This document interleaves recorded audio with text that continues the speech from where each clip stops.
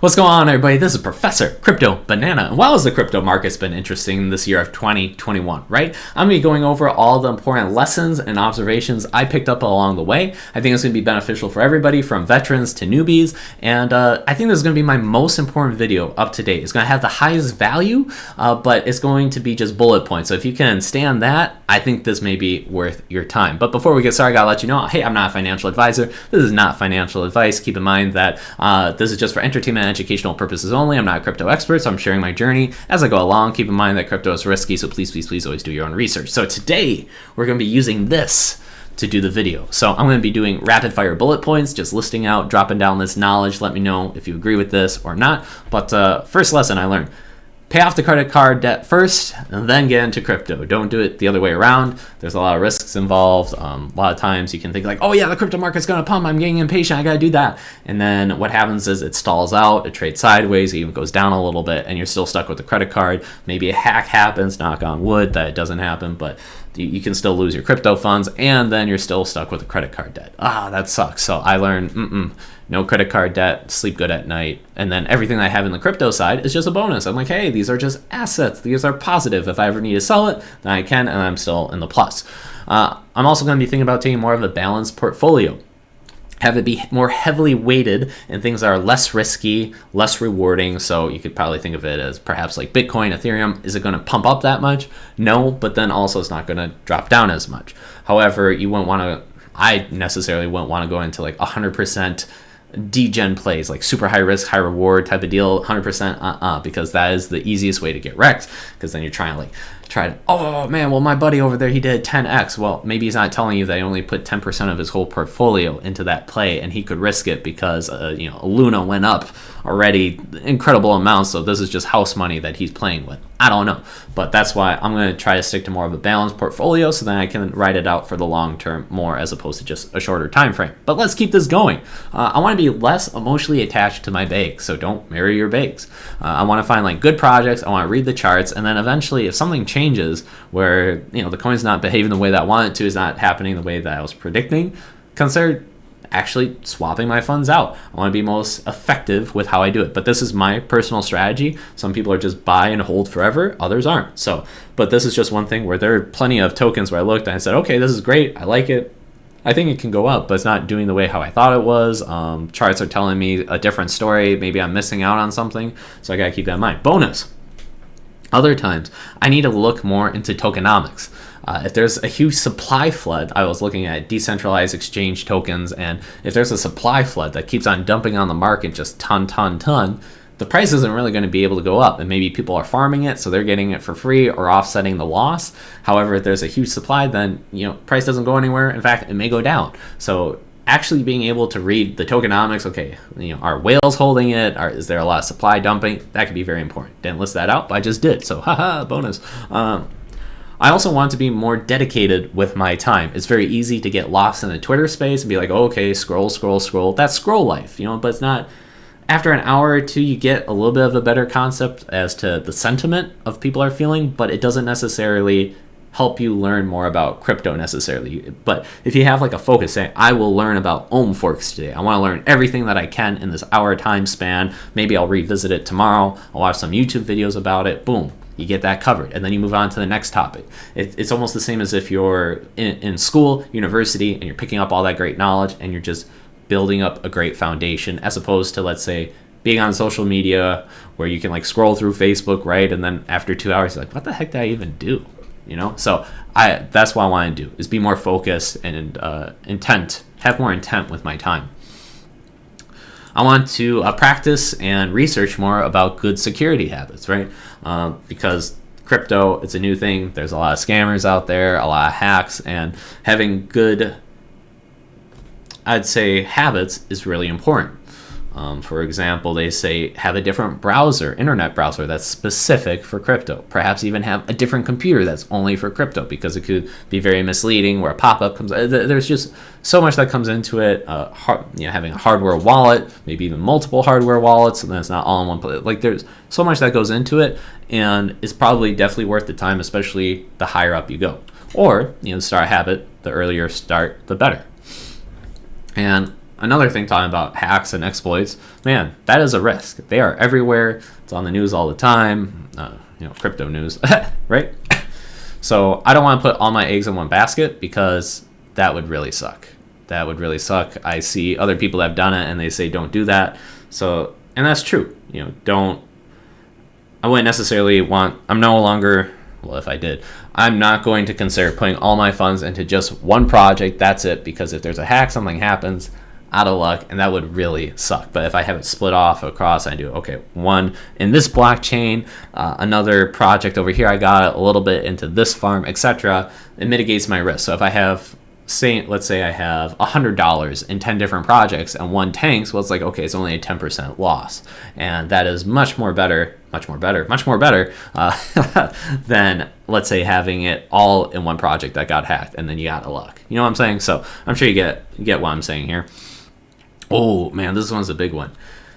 I am no longer going to just blindly believe narratives and moonbois and influencers saying like, yo, this is the next 10x, it could do this. Oh man, you're looking at the crypto markets based on the charts. Look at what happened in the last 4 months. It's guaranteed to do it now, or it's not guaranteed, but it's a high probability because the last time the moon was that high and the RSI was at that point and my banana was flipped sideways on the counter, the Bitcoin went up 10%.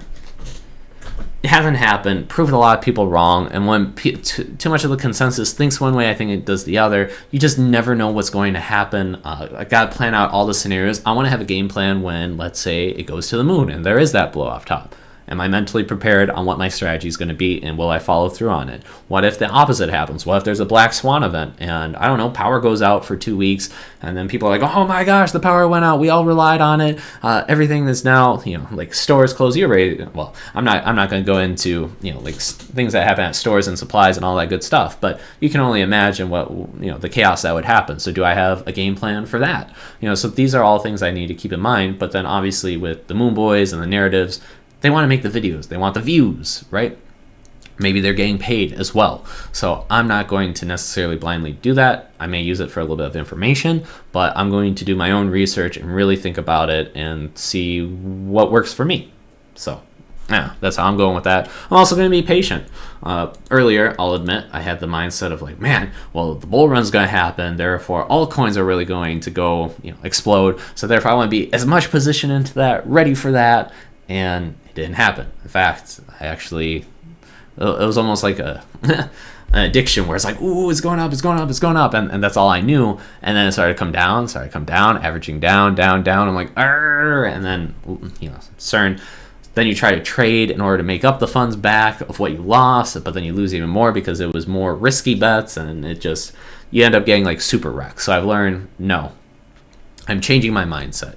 I see that crypto is going to be around for a bit. I think that it's going to grow. I don't know at what pace, how fast. It's a slow grind. So if I can just continually put in some funds, what I think is a good, or maybe just stable coins, gain yield, whatever it may be at the time, I'm thinking of it as more, I just want to grow my bag, or my bags, so to speak, and see it as a marathon, not a sprint. I need to have balance in my life. If I spend all my time, just like all my free time thinking about crypto, but then nothing else, I think it really, there are consequences, right? Because I find myself spending a lot of time in crypto, but not, let's say, doing my laundry. It may not seem like that's a big deal, but then what if I want to go out to a social event and then all of a sudden I don't have clean socks? That's a little bit of a mess, right? Or let's say I can't clean my apartment, and all these little things come together. Or what if I'm not spending enough time with my friends, my family, all the social occasions? Like there's got to be balance. So I want to be more balanced in life. My thinking was like, oh, it's going to be the bull run. This is a one-time thing. So I got to put as much time as I can. And once that's over, then I'll go back to my normal life. Well, it didn't happen. So I need to make sure that I always have balance. And that's just good for me. Overall, in crypto changes all the time, and I think one thing to know is how to bridge. So I learned how to bridge between multiple chains, kind of get a little bit more fluent in that. Do I fully understand it? No, but I feel confident enough to get to the bridge to the blockchain that I need to get to, right? And even use multiple centralized exchanges to help me navigate sometimes. So it's all cool stuff. Got to understand gas fees, like, ooh, Ethereum, man, knowing kind of the GUI and how much it costs to swap as opposed to transfer. Understanding trends. Ohm forks was definitely a season. Now it's node projects, right, are coming out, and that's the trend. Also, I have to realize that there's arbitrage. And sometimes it may look good on paper, but then when you try to do it, it doesn't pan out. You can see a centralized exchange has a really low price, and then out on the market, on the decentralized exchange, it's really high price. And then you think, oh, I could buy low here and then sell high there. But then all of a sudden you put your funds in one place and you're unable to transfer, or it takes too long, and then all of a sudden somebody else beats you to the punch, then it drops, or you didn't expect gas. So it's kind of like, yes, arbitrage in theory is really great. However, I need to really know what I'm doing if I want to go through that portion. In addition, I don't want to go too degen, meaning not too high risk, too high rewards. I mentioned earlier, I was trying to get to a certain point and rush the process. And it kind of wrecked me to a certain point. I still got some blue chips left, got some funds, but I decided to take the funds currently, pay off the credit card, and now I'm just going to slowly build up and do it at a slower pace. It's a marathon, not a sprint. I'm going to know when to take profits and losses. It's very easy to see a chart going up. You're like, oh man, the chart's going up. And then, or even better yet, I'd see the token that I was in double, sell my initial investment, and then put into another token, think that I'm really smart. Because that one wasn't mooning yet. What I failed to realize is the whole crypto market was going like super high up, but even if I swap over my initial investments and do all that, it was still risky, because then when the trend started to go down, then I took on a lot of losses from every which way.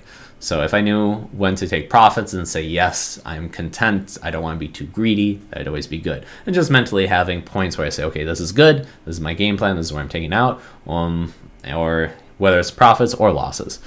I also want to research past trends, because I think people will say, okay, look at where the money flows. It goes from Bitcoin to Ethereum to the altcoins to the ecosystems to the NFTs, and then like back up to Bitcoin, etc. But then what if there's extra movement of funds? Like what if there is with the stock market, and what's happening on the NASDAQ has an impact on Bitcoin? What if there's different seasons of, let's say, ohm forks and node projects, and you can see the money shift from there, and then where does it go afterwards? This is all things that either could happen in the future. I want to use more technical analysis to help me with my trades, and also human psychology. Because human psychology, man, nature shows itself in a lot of different ways.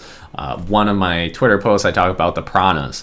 What will happen is they'll put a duck in there, and if it looks like it's struggling, they'll hold off. But then like one may be brave enough to just take a little bite, and if it gives like the green light, then a few more come, and then once those piranhas are successful, didn't get kicked or anything, then the whole swarm, and then there it goes. So it kind of reminds me of like the market tops and all that. And there's so many examples of nature that show up in charts and different things that I want to learn more about that. I want everything to deal with everything and learn. I'm going to learn, one thing I did learn is don't borrow and do leverage. That includes option trading. I need to not rush it and just be content with what I have, because leveraging, borrowing, just trying to shortcut the process, but I'm in no rush. Just if I do the right steps, the right moves, there's money to be made everywhere, so I gotta learn how to find it and not try to take on extra risk that I can't afford to do. Now, if I'm very successful with my investments, I can take on extra risk, then okay, fine, that's a different story. But right now, And it was an interesting interview I saw with, Warren Buffett and Charlie Munger, and they were talking about how to get to the first $100,000 is the biggest pain, but after that, then it gets a little bit easier. And it was interesting because Charlie Munger said that it's okay to borrow and do leverage, and Warren Buffett said, no, you don't want to do that. So two guys are kind of respected in the investment industry, and it was funny to see one say, yeah, you can do leverage, you can shortcut it, and the other one's like, dude, don't do it. So it's up to you. I'm choosing the path of I'm not going to do the leverage and the borrowing because it's easy to get wiped. I see the charts on Bitcoin where it's just a quick drop up, down, up, down. Like I don't want that to happen. I already got wrecked a few times. But we ain't talking about that because we're moving on to the next point. I like the concept that everything deals with everything, especially the habits. You may think that one action doesn't really impact you, but if, let's say, you have a set of rules for trading and you follow it, man, that habit's going to be ingrained in your mind. But then once you break it and maybe even get like a positive result, you just train your brain to say, oh, hey, I can now undo all that great work and do this, and that should work out okay. But that can come back and really bite you. Likewise, I'm thinking, I'm not a psychological expert, but I think everything deals with everything. So for example, if I have a clean room, if I'm cooking healthy food, if I'm exercising, I'm taking care of my stuff, I am reading, I'm putting everything in order and establishing good habits, I feel that those good habits will inadvertently translate well to when I'm trading. Likewise, if there's a lot of negative habits, they also will come over. So for example, if I'm over here, I'm like, oh, you know what? Screw it. I don't have to take care of this task today. I'm just going to be lazy and watch Netflix, eat chips all day long and not do anything. And then I'm going to go out to the bars and just get completely plastered. And then, the next day, and then just continue down that spiral. I don't think that I'm going to have the best trades, right? But if I am in a good mindset, I'm chill, I'm relaxed, I may see a trade and say, I'll be patient. I'm good because I'm patient and I have delayed gratification in other areas. Therefore, I'm not going to rush it. It's an indirect correlation. I'm thinking a lot about that, but I'll keep you guys posted. But that is just my thought. I believe highly in this. I haven't done the research to back it all up, but this is kind of like a hard-hitting point because everything that I learned here in crypto, I want to be able to translate to other areas. If I establish good habits here and I learn a lot, well, even, knock on wood, crypto doesn't work out, can I still use these good habits and translate that into another field? Because one great person is Kobe Bryant. I know I'm at 16 minutes here, but Kobe Bryant, he was known for being completely dominating on the basketball floor, right? But then all of a sudden afterwards, he started going to business. And people are saying, man, if the unfortunate event didn't happen, you have no idea how big he would have been in business. Why? Because he established such great habits in basketball. I think that it translated over to business, and even if he would have picked a different area that he was passionate about, those good habits would have went over there as well. So I think that has a lot to do with it, and I want to put myself in that same position, that no matter what I do, I'm always successful or really improving my odds and getting better. In addition, networking with a small tribe of people that really know a lot. So as opposed to marketing to the masses and getting what the whole crowd is doing, I want some smart people that know different things and can kind of communicate. I pick up that a lot of people, that's what they do, regardless whether it's in business and crypto, etc. They got a small tribe of people that they really trust, they're intelligent, that can work together and get a game plan. And I think that makes sense back to how humans were living back in the past. Small tribe, we didn't have millions of people, we just had a small tribe, we worked together, and I see that as being the same thing. I also want to learn about macroeconomics. I want to understand how assets work. I want to know how money works, because I think that does have an influence when it comes to the crypto side. And in addition, I know I'm blocking the way. There we go. Not important. But when I'm looking at a new project, I think, wow, this is so innovative. And this is so great. Oh my gosh, I need to jump in. One thing I need to double check is if somebody else hasn't done this first. They could be doing a copy paste and I'm hearing it as the third project, but vice versa. I can think that they're the first project that's implementing this new innovative way of how to do it, but they could be the fourth, but I just didn't do my research to look at the one that's the big first mover. So then, that really reshapes my risk-reward ratio on that. Nothing wrong with it. Maybe they're doing something, a little bit of a tweak that's more innovative and better, but it does reshape how I look at that project. So don't just instantly ape in and be okay, let's say with the node projects, is this the first node project or is the 30th one? Is this the first Dogecoin or is this the 40th iteration of it? You know what I'm saying? And then finally, I would recommend to learn better. To learn, teach it. And that could even be starting up a YouTube channel. Similar to what I do. Hey, you got to put a little bit of time into it, but overall, it kind of forces you to understand things and explain it and help other people so you feel rewarded for it. But then also you're wiring your brain in order to think about it better, because then you have to simplify it in a better way. Because you can't just come on, well, I guess I do come on, I don't really edit, but beforehand I still think about it. I'm what do I want to talk about today? Well, I could go on a 40-minute tangent, but I would really want to simplify this the best that I can. And then by doing that, you start figuring out problems and solving it in your mind. So But if you're ever interested in starting a YouTube channel, hey, maybe we could do a collaboration. My time is limited. However, I think that'd be really cool. Can always give a shout out if it's something great, if I can help out. Because, dude, I'm sure that there's a lot of people out there that they have a lot of knowledge. They got great personality. So if you're ever thinking about doing it, I just say, like, do it. That's how I started. I just randomly said, this is a little bonus content. I'll wrap this up. So how I got started is I talked to my friends and my coworkers a lot about crypto, and they were very patient, they listened, they were very supportive. However, there comes a time where they just say enough is enough, and I'm very passionate about it. I love it. I just want to talk more and more and more. So as opposed to like talking to all of them, I just said, screw it, I'm just gonna hop on my computer and start a video, and let's just see what happens. And as you expected, nothing really happened. I think my first video I talked maybe about like 30 minutes of just my thoughts on crypto, just in general, and nobody really cared. Right? Does anybody still care now? I don't know. I think that if you're still watching, you do. So hey, we can always learn together and grow together. But over time, you just start looking at different projects and you just build, and it's just cool to build a community, network, and learn and see where it goes. Because a lot of times you may start at the base of a mountain. Oh, this is where Andrew Kirby, he's more of a motivational guy. He gave this one great tip. He said, you may look at a project and examine what you have to do. 100 steps to accomplish what you want. You're at step 0 and you have to get to 100. You're like, oh my gosh, there's just too much to do. It's overwhelming. And you try to examine the whole 100 steps. Well, guess what? Those 100 steps could take days, months, weeks, years. But you're still deliberating and thinking about how you're going to do all 100. You haven't even done step 0. So the idea is think about like your next few steps, implement that the best way that you can. You accomplish it, get off the checklist. You can re-examine the next steps that come up because you may not even know about it and where that path goes, and continue on from there. So overall, 2021, very interesting year. I got wrecked in my portfolio. I'm just going to say it, but I learned a lot. I'm going to bounce back because this knowledge is going to help me not only with crypto, but in other aspects of my life. I love how it's growing, and I'm going to invest in myself. And hopefully this knowledge helps you guys out as well. So with that being said, pieces.